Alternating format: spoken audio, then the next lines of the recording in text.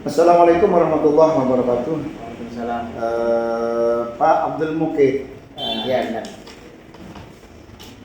izin Bapak memperkenalkan diri. Nama saya Muhammad Ali Wafa Ya. dari mahasiswa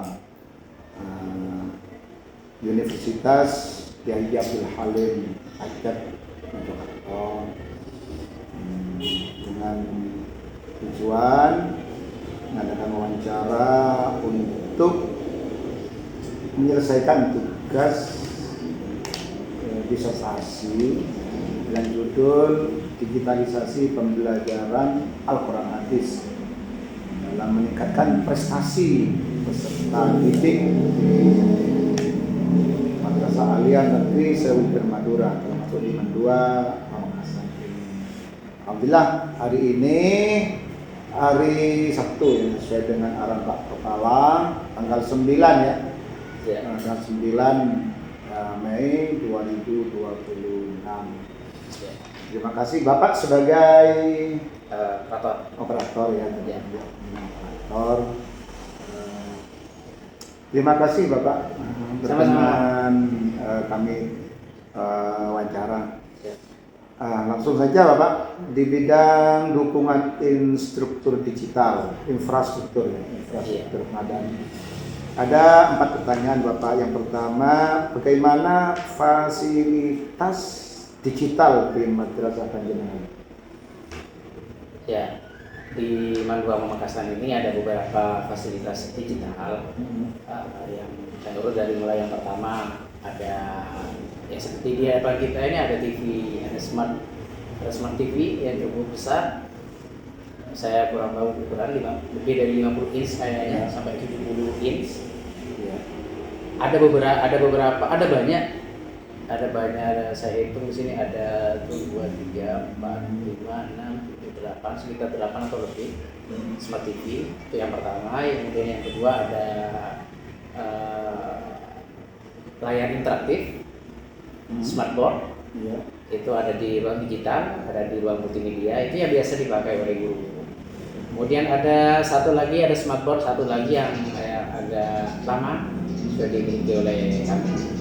Jadi dukungan perangkat digital untuk pembelajaran di sini ada smart TV itu lebih banyak, kemudian ada smartboard itu yang baru satu, ada smartboard yang lama satu. Terus ada perangkat internet tentu saja untuk memfasilitasi guru membuat website pembelajaran atau mengakses platform penilaian. Itu ya. Itu fasilitas yang ada wifi gratis. Ada wifi gratis. Ya, untuk guru ada 300 Mbps Pak di sini untuk guru di ruang guru. Terus untuk di TU sama 300 Mbps. Jadi cukuplah untuk mengakses platform-platform yang berat sekali itu. Insyaallah. Baik, yang kedua, bagaimana jaringan internet di Madrasah Panjenengan? Maksudnya kekuatannya. Ya, seperti yang saya jelaskan barusan ada 300 Mbps kedapatannya. Kami berlangganan Telkom Home di sini. Ya, 300 Mbps di ruang guru yang bisa pakai jaringan dari luar apa untuk hosting? Enggak. Sendiri. Hosting. Ya, hosting ada. Itu biasanya web Mandua Pamekasan yang kami kelola ada hosting.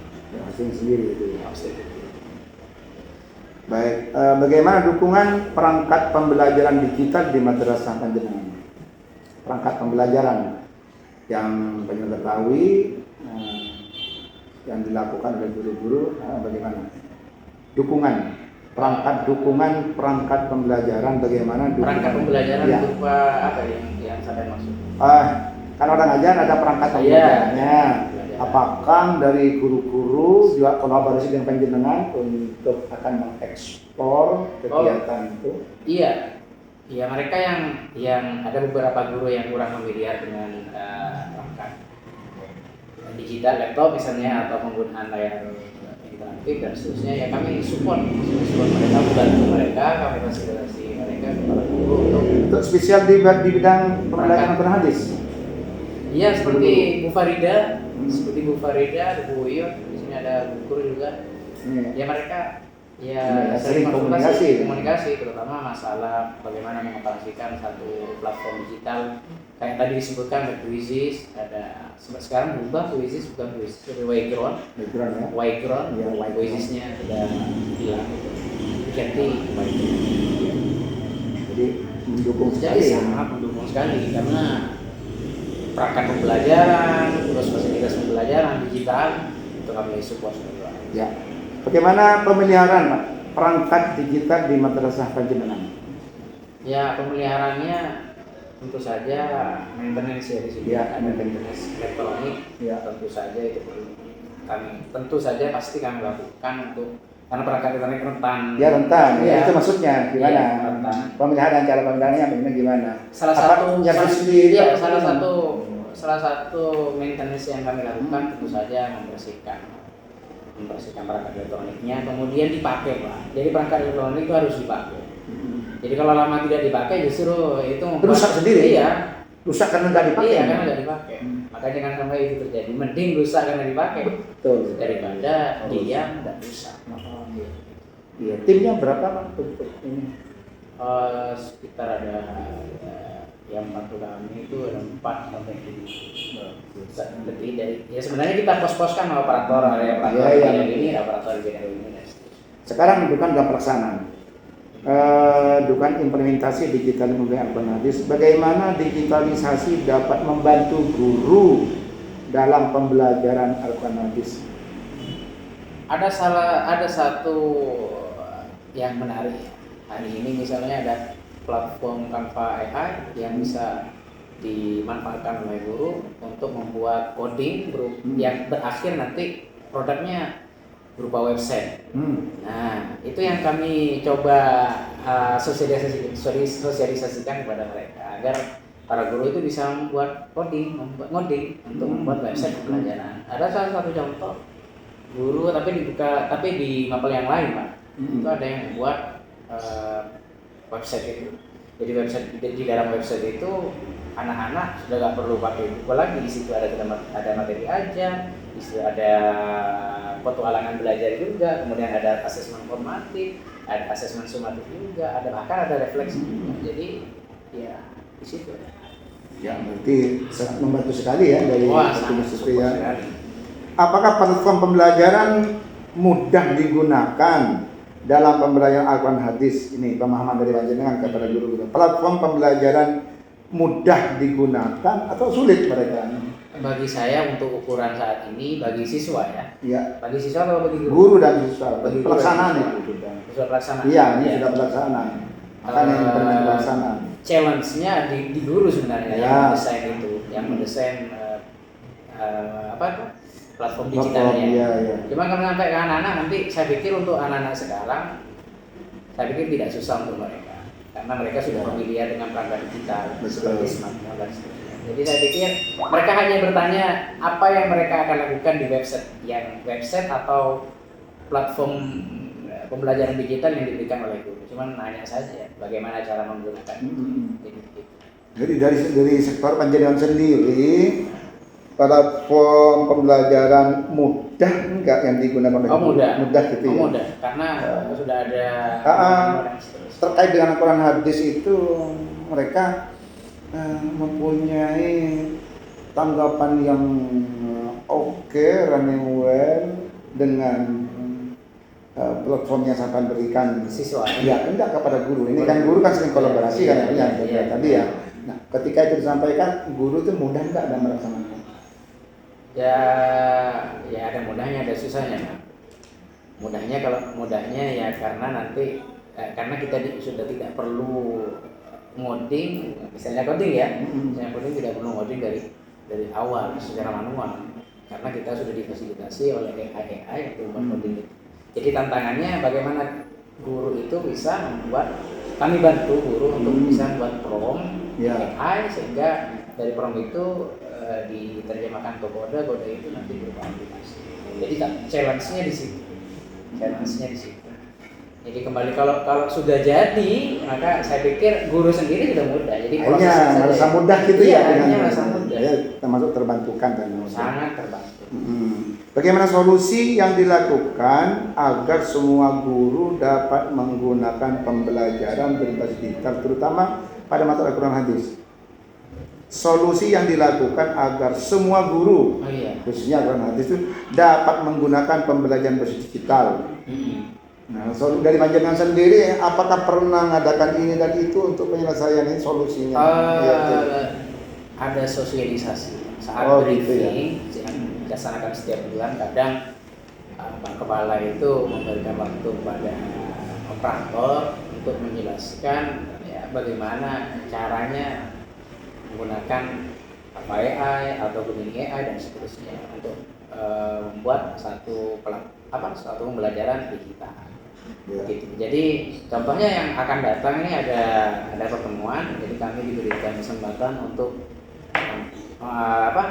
memberitahu mereka tutorial cara membuat aplikasi pembelajaran digital. Ini sudah dengan implementasi kan butuh dampaknya, dampak dan kendalanya. Dampak secara spesifiknya. Panjenengan selaku tim operator lah ya, atau teknik tenaga pendidik yang mendukung kegiatan itu pasti banyak lebih memahami dengan dampak yang dilakukan karena sebagai aplikator. Bagaimana dampak perubahan sistem pembelajaran Al-Quran hadis berbasis digital? Nah, berdampak perubahan sistem pembelajarannya yang panjenengan lihat seperti apa? Dampak perubahan sistem pembelajaran. Kan dulu itu manual, sekarang menjadi digital. Permohonan sampai begini. Dari sistem itu apa yang ada perubahan? Kayak apa dampaknya kepada guru-guru? Dampaknya pada guru-guru? Iya, dampaknya pada guru-guru nih, sistem pembelajaran. Jadi guru yang selama ini misalnya berpikir konvensional ketika pembelajaran. Ya itu yang saya maksud. Iya. Kira-kira ketika ada perubahan seperti ini, kayak apa yang panjenengan lihat dampak? Ya dampaknya guru itu jadi beberapa guru punya motivasi untuk upgrade kemampuannya, kemampuan diri. Ya akan terutama di soal menyiapkan perangkat pembelajaran, menyiapkan pembelajaran dan seterusnya. Jadi dampaknya adalah motivasi untuk upgrade diri, pengembangan diri di bidang digitalisasi pembelajaran. Yang secara umum ya, ketika masuk kepada Al-Quran hadis, nah guru-guru pada Al-Quran hadis ini setelah diberikan sistem menggunakan digital, kayak apa ini dampaknya? Itu. Jadi mereka terbantu, Pak. Mereka terbantu karena misalnya pembelajaran konvensional melalui buku itu kan sudah kita bukan meninggalkan itu, bukan meninggalkan literasi berupa buku, tapi literasinya berpindah pada literasi digital. Jadi ya mereka terbantu dengan ini karena perangkat digital sebenarnya akrab dengan siswa. Jadi mereka juga bawa perangkat digital. Anak sudah milenial ya. Iya, anak milenial. Justru kita menyesuaikan mereka ya. Jauh lebih cepat. Begitu maksudnya. Kan kadang yang tertinggal itu gurunya kadang, apalagi sedikit konvensional. Pikirannya masih dulu. Iya, jadul. Jadi kalau ada juga yang apa ini itu ya. Mungkin karena itu yang saya tanyakan khusus untuk Al-Quran hadis, terbantukan sekali ya dalam sangat terbantu. Baik. Dampak perubahan administrasi pembelajaran. Sampai yang sebagai aplikator kan. Gimana? Kita kalau dari guru kan ada, kita kan setiap triwulan itu kan buat laporan kinerja kan ya Pak. Siap. Ini perubahan administrasi pembelajaran Pak terhadap peserta didik. Dampak perubahan administrasi dari guru ke peserta administrasi itu kan sekian banyak yang dilakukan guru, mulai dari absensi, ketika memberikan penilaian, ketika ini kan administrasi kan yang dilakukan. Nah kepada peserta itu dampaknya kayak dari guru. Ya yang seperti yang saya jelaskan tadi, mereka terbantu. Kemudian yang kedua kan sekarang administrasi kan tidak lagi manual, sekarang bisa diakses Google Drive dan seterusnya kan bisa. Jadi mereka dimudahkan dengan itu tanpa harus membawa kertas banyak. Iya, jadi terbantu dengan Google Drive. Yang di HP. Kalau di Mandua sekarang sudah ada yang bisa sudah ada link SID, Pak. Jadi perangkat pembelajaran mereka para guru itu diupload ke SID. Jadi SID itu bisa diakses oleh guru yang di dalamnya ada file-file perangkat pembelajaran. Gitu. Terus kemudian ada absensi juga beberapa guru ya, meskipun tidak semua. Ada absensi yang menggunakan spreadsheet. Jadi mereka udah gak perlu bawa macam-macam ke kelas. Jadi penilaian dilakukan melalui spreadsheet, ada absensi juga dilakukan spreadsheet. Sudah bersih semua. Bersih. Bahkan saya dalam beberapa beberapa hari ke depan ini, pada saat sosialisasi saya ingin buat itu Pak, jurnal dan presentasi online yang bisa dimiliki oleh. Yang ketiga Bapak, dampak digitalisasi pembelajaran terhadap madrasah sendiri. Nah, poin pentingnya adalah digitalisasi. Iya. Tentu ini sudah ke madrasah ya, artinya ke panjenengan lah. Iya. Kepada madrasah yang sedang melaksanakan digital lah. Itu ini ketika itu terjadi dengan maka dampak digital pembelajaran itu dampak digitalisasi pembelajaran terhadap madrasah maksudnya. Ya, gimana? Yang pertama, madrasah itu dimudahkan. Ya, dimudahkan dengan digitalisasi pembelajaran. Apanya yang dimudahkan? Yang apanya? Dimudahkan di pembelajarannya. Pembelajarannya ya. Pembelajaran di madrasah itu menjadi mudah untuk diakses oleh siswa. Terus itu satu. Kemudian madrasah juga aware terhadap perubahan digital itu, perubahan gaya mengajar. Perubahan gaya atau model pembelajaran. Jadi dengan adanya perangkat digital atau digitalisasi pembelajaran, jadi madrasah juga harus siap memfasilitasi. Itu dampaknya adalah kita mulai berpikir bagaimana caranya agar fasilitas pembelajaran dan dukungan pembelajaran itu diperhatikan, jadi perhatian utama kita. Karena masih tantangan Pak digitalisasi pembelajaran. Betul. Tidak semua guru bisa mengakses itu atau bisa mendesain itu. Jadi dampaknya madrasah harus punya PR besar untuk menyelesaikan. Yang keempat ini kendala. Ya, apa saja kendala yang terjadi ketika penggunaan digitalisasi pembelajaran Al-Quran hadis yang menjadi itu apabila ada kendala? Apa Kendalanya tentu saja SDM guru di bidang IT itu ini Pak. Jadi makanya operator itu tugasnya membantu mereka. Jadi tugasnya membantu mereka. Terus masih ada yang belum mampu makanya terutama guru-guru tua ya. Iya. Saya lah. Ya enggak juga. Jadi ada beberapa guru yang sudah walaupun tua usia, mereka senang masih suka upgrade mengembangkan diri untuk lebih akrab dengan digital. Itu kendala pertama. Lagi yang kedua soalnya itu fasilitas penggunaan digital. Kami sebenarnya butuh lebih banyak smartboard. Smartboard atau layar interaktif digital. Karena kalau hanya smart TV Pak, kalau smart TV hanya tampil aja yang kurang interaktif. Kalau sudah bisa disentuh itu, maka pembelajarannya makin lebih hidup dan anak-anak juga tertarik. Kendalanya fasilitas ini banyak gitu maksudnya. Iya. Kalau TV-nya alhamdulillah smart TV-nya ada, cuman layar interaktif atau smartboard papan digital itu kurang. Masih ada dua, cuman yang paling perfect ada satu yang masih bisa Jadi sepertinya jadi tantangan untuk Mandua agar bisa menambah fasilitas di situ. Ada kendala lain Pak secara teknis maupun non teknis? Non teknisnya ya SDM saya pikir itu dua saja. Jadi ada teknis ya, teknis itu. Kalau non teknis kan masalah kapabilitas guru ya. Ya itu sama.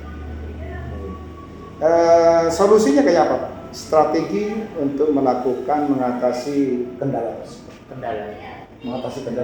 itu. Jadi madrasah yang pertama untuk yang teknis ini, kita kan harus mulai berpikir bagaimana penganggaran ya, untuk pengadaan fasilitas itu. Walaupun tidak secara langsung banyak emosi banyak mungkin kan gitu kan. Makanya madrasah harus pinter-pinter itu menganggarkan agar beberapa perangkat digital yang kita butuhkan yang primer dan prioritas ya bisa satu itu. Yang kedua untuk non teknis kapabilitas guru. Makanya guru itu dengan adanya misalnya pintar kemenang kan ada beberapa pelatihan untuk digitalisasi pembelajaran. Jadi ya kami support mereka untuk ikut itu. Bahkan oleh kantor beberapa guru, semua guru diberikan surat tugas untuk mengikuti pintar kemenang. Di madrasah di Banjar sendiri ada waktu mensosialisasikan atau pelatihan sebagai solusi. Biasanya kami mengadakan pelatihan insidental atau pernah? Enggak, itu biasanya di akhir semester ya. Akhir semester misalnya semester 1, di akhir semester 1 itu ada, di akhir semester 2 juga. Jadi hampir setiap tahun ada 2 kali yang terencana. Nah, ada 2 kali yang terencana. Ya kecuali yang sifatnya insidental itu kalau briefing tiba-tiba yang setiap bulan. Sudah selesai Bapak, mohon nanti checklist bisa diisi Pak. Yang form itu. Ya, angket itu ya. Angket itu terkait dengan setuju tidak setuju dari pernyataan sebagai bentuk membantu dari kelengkapan jawaban dari Bapak. Siap. Insya Allah dalam waktu sekarang kita akan observasi atau lihat di ruang digital yang ada, jadi kita akan foto-foto di situ sebagai bentuk pendukungan. Saya ucapkan terima kasih Pak Mufid. Sama-sama Pak. Saya terbantukan dengan jawaban ini. Mudah-mudahan ada hasil yang lebih baik untuk berdigital dan dimasukkan dalam model pembelajaran yang baik. Itu yang saya. Terima kasih. Assalamualaikum warahmatullahi wabarakatuh. Waalaikumsalam warahmatullahi wabarakatuh.